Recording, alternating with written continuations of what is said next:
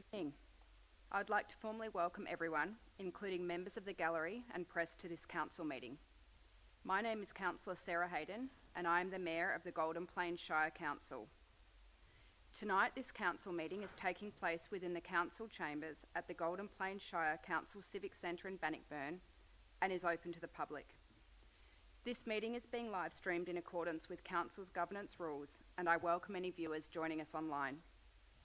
As the meeting is open to the public to attend, if the live stream ceases at any time, the meeting will continue. I will now recite the opening declaration on behalf of all councillors.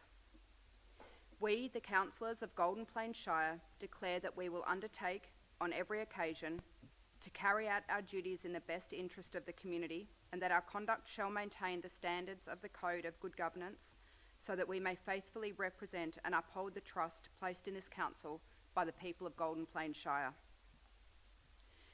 Golden Plains Shire spans the traditional lands of the Wadawurrung and Eastern Maar people. Council acknowledges them as the traditional owners and custodians and pays its respects to both Wadawurrung and Eastern Maar elders past, present and emerging. Council extends that respect to all Aboriginal and Torres Strait Islander people who are part of Golden Plains Shire. Now we move on to apologies and leave of absence. Are there any apologies for this meeting or requests for leave of absence?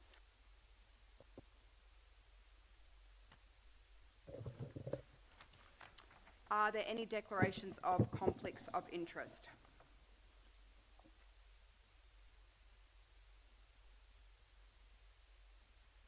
We now move on to consider the formal agenda. There are a number of people who have registered to make a public submission tonight. After the introduction of the report, I will call each submitter forward in the order they have registered to speak. For those presenting, I would like to remind you of the speaking times allocated. Each presenter may speak for a maximum of 5 minutes, and I ask you to please respect the time limit.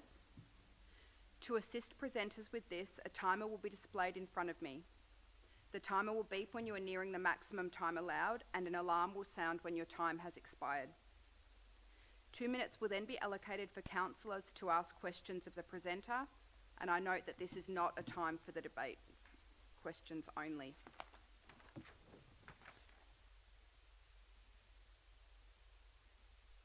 Move on to item 4.1, 2025 and 26 draft annual budget, noting of budget submissions.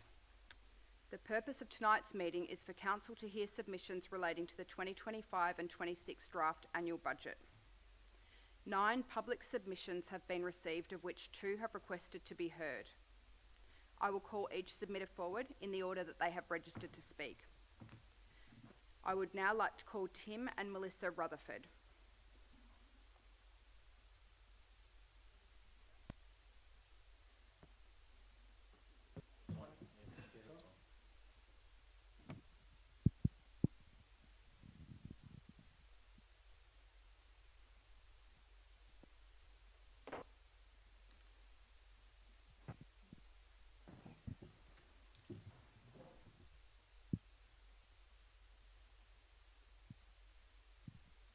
My name is Melissa. Thank you for the opportunity to speak tonight.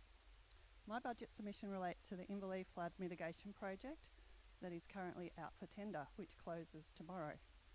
I wish to see to it that there is full funding in the budget for immediate completion of the entire project. As some background, my husband and I moved to the Golden Plains Shire 10 years ago. Before moving here, the only involvement we had with our local council was receipt and payment of the annual rates notice. We paid it without a thought and happily let the council just go about providing their governance and services to the community. If only life could be that simple again. You see, things have been different living in the Golden Plains Shire. In the past 8 years, I've accumulated all of these folders over here, which are full of correspondence, reports and artefacts. We've incurred extensive damage and financial loss, and we have experienced significant stress and trauma, which continues today, every time it rains. Families in my immediate neighbourhood have faced this too, and more. Why? Because past council staff were negligent in performing their duties. Returning councillors know the issue well, but newly appointed councillors may not be aware of the ruinous stormwater drainage issues that have persisted in the Fawkner Road, King Road and Argyle Park core area. Between 2010 and 2014, your engineering department authorised the property developers' stormwater drainage design of 5 new subdivisions that are located upstream of us. These designs directed all of the stormwater flows of the 5 new estates into the existing drainage network system that flows towards Fawkner Road. There was no consideration of the impact to downstream flows, and as a result, stormwater overspills the drains and footpath and causes major damage to private property. Simply, the council allowed the property developer to implement the cheapest solution, and I, with other residents in my neighbourhood, wrongfully suffer. The council have engaged consultants to carry out multiple flood studies over the years, and all studies have been critical of the shortfalls and undercapacity of the drainage system. My efforts to have Golden Plains Shire rectify this situation since our first flooding event 8 years ago, through cordial and respectful means, has been treated with ongoing blatant disregard. The council approach was, they won't take legal action against the council because we're much bigger, and eventually they'll get sick of lobbying and we'll just go away. Sound about right? Following the November 2022 rain event, your CEO, works engineer, mayor and all but one councillor attended our neighbourhood and walked through our family homes where carpet was sodden, family possessions were strewn about and everything was tinted brown by the contaminated floodwaters that had flowed through every room. 2 families were forced to move out of their home for many months whilst major repairs were undertaken. We are not in a flood zone and we are well away from a river. We are the injured parties of past negligent actions by Golden Plains Shire personnel. Foreseeably, more rain events occurred, and in November 2022, the councillor group rightly took the stance that their predecessors' mistakes needed to be fixed. We are thankful of the support from the previous council group who put budgetary monetary aside, and we look forward to the current councillor group acting with the same priority. We are also appreciative of the work of Phil and Vicky for keeping residents up to date with project progress over the past 2.5 years. Major flooding caused by overspilling of your stormwater drains has occurred 3 times in the past 8 years, and probability theory says that it's due to happen again very soon. After enduring inattention and slow council processes for too long, we strongly urge you to allocate all necessary funds to meet the tender submissions, fast-track the tender review process that ends tomorrow, and award contracts at your April council meeting so contractors can commence work before the foreseeable winter rains cause more devastating damage to our family homes.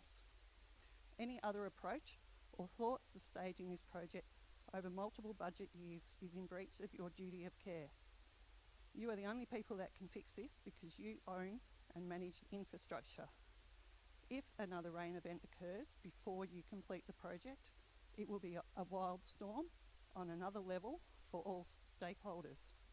Don't let this happen. Thank you. Any questions?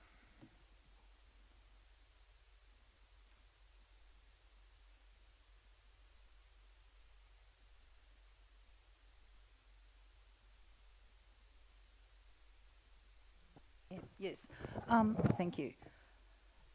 Thank you for your presentation tonight. As I was one of the councillors that was there on the day, I totally understand and sympathise with what's happened from with your homes, not just yours, but other homes in that area. My question being is, council has done some remedial works with the drainage and just cleaning out gutters and that sort of thing. I know we haven't had a totally big rainfall, but has that actually helped and eliminated some of the anguish and the water coming down into the homes? Look, that's a small thing that has been done, but it doesn't fix the issue, and the drains are known and proven by your consultants' reports to be under capacity. So, you know, we're probably the only people in the Shire that are thankful that we're in a drought at the moment, and we're not hoping for rain, and that's pretty sad.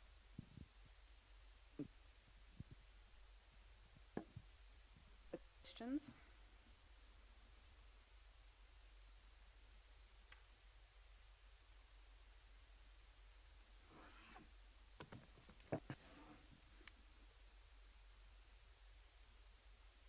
I'll call Cameron Steele up. Thank you.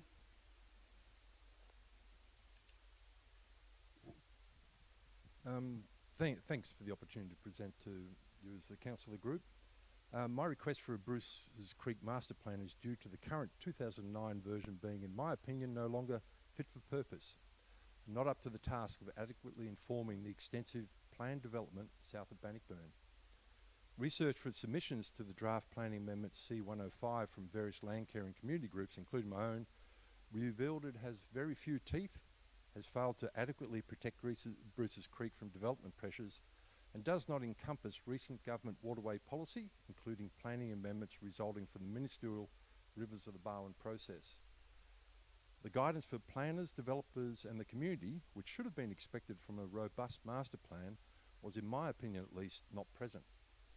As such, it is not adequately up to the challenge of helping guide not only the Ormond Street planning hearing, panel hearing, but also the South Bannockburn growth area development. The existing master plan does relate the following.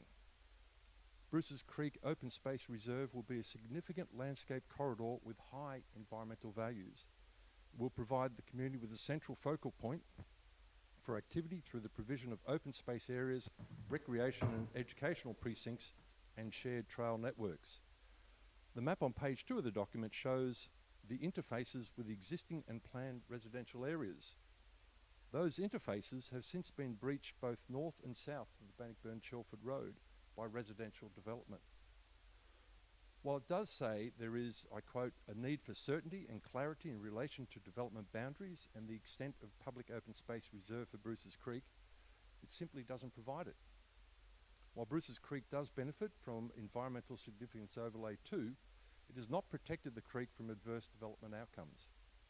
A revitalised and current master plan would serve to better articulate the overlay's prescriptions to meaningful on-the-ground measures and boundaries designed to sustain and enhance the waterway's environmental values. While it could be argued that the existing plan just requires better application, I would submit that the new master plan would be markedly strengthened through consideration and incorporation of recent planning scheme amendments such as VC 201 and its resultant clauses, as well as the Rivers of the Barwon Action Plan, the Fresh Bannockburn Integrated Water Management Strategy, and growing legislative pressure for our waterways to be considered holistically as single living entities. If the draft C105 amendment is any indication, the South Bannockburn development will need markedly stronger and up-to-date guidance for often competing interests in order to properly protect Bruce's Creek. This will hopefully mean matters can be resolved without the need to take them through a panel hearing process such as for C105. And I'll just finish by saying over the years the Shire and councillors have been instrumental in making gains for the protection of waterways, our local waterways, and I feel this is an opportunity to continue that work, and I thank you for the consideration of funding this proposal in the next budget. Thank you. Thank you so much, Cameron. Do we have any questions, councillors, for Cameron tonight?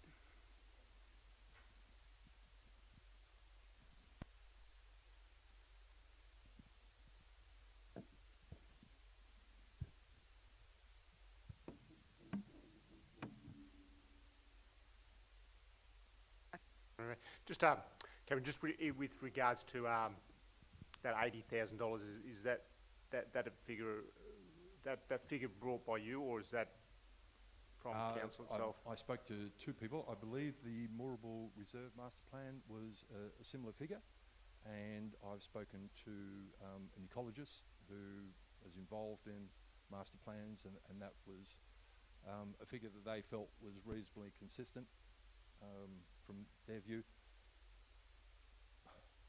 Given that we have a good basis, yeah, I would hope that that figure could be reduced. I think there's enough in this that would inform a new document that hopefully those figures might be a maximum.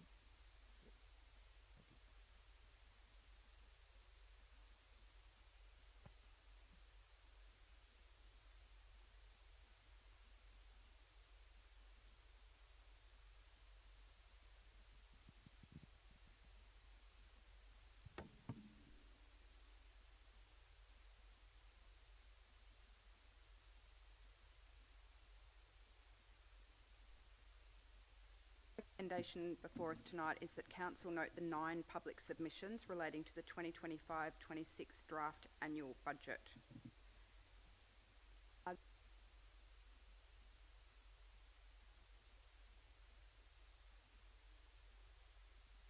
Yes, I was just wondering through the acting CEO, Mr. Sagoni, if we were able to have the one read out for the bowling club, seeing we have some of those resident people in our room.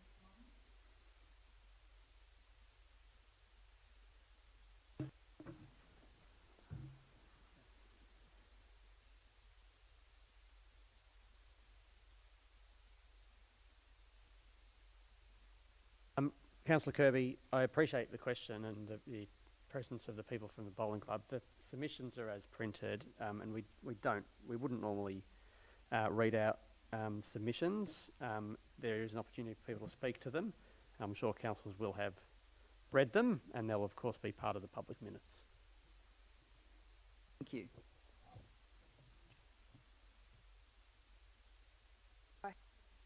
The recommendation.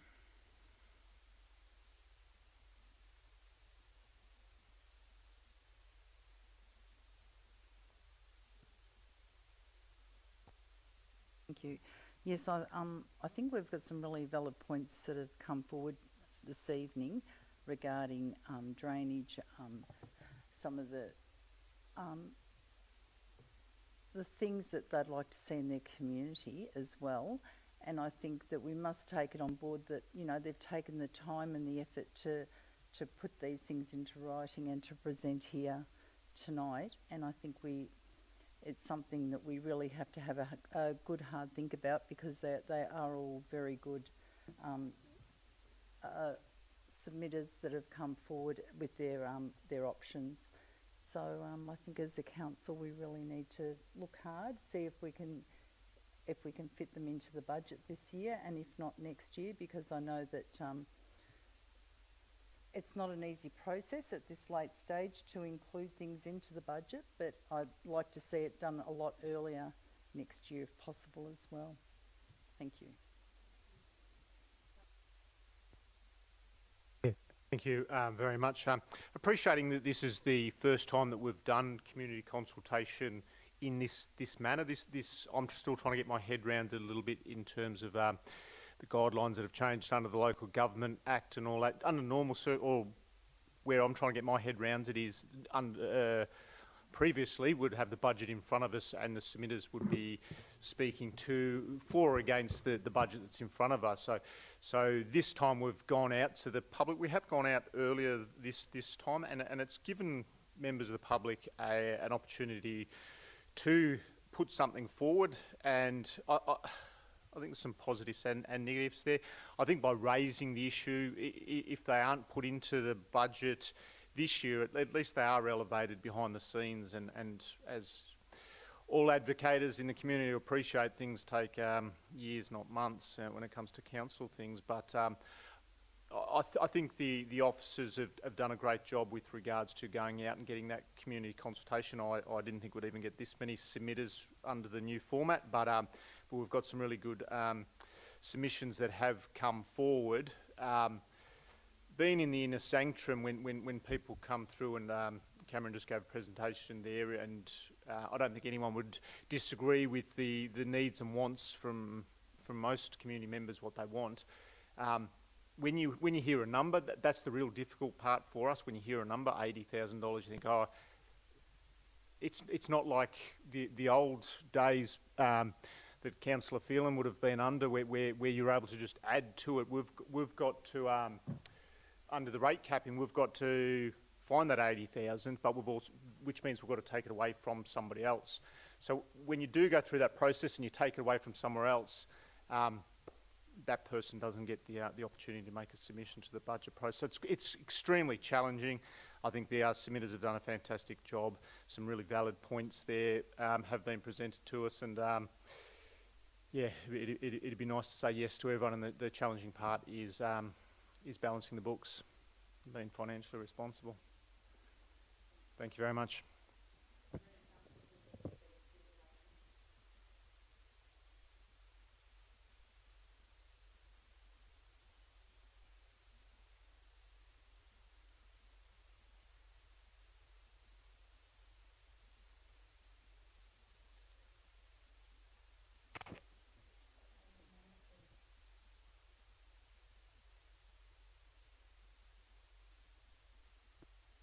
Will be presented at the 27th of May 2025 council meeting for adoption.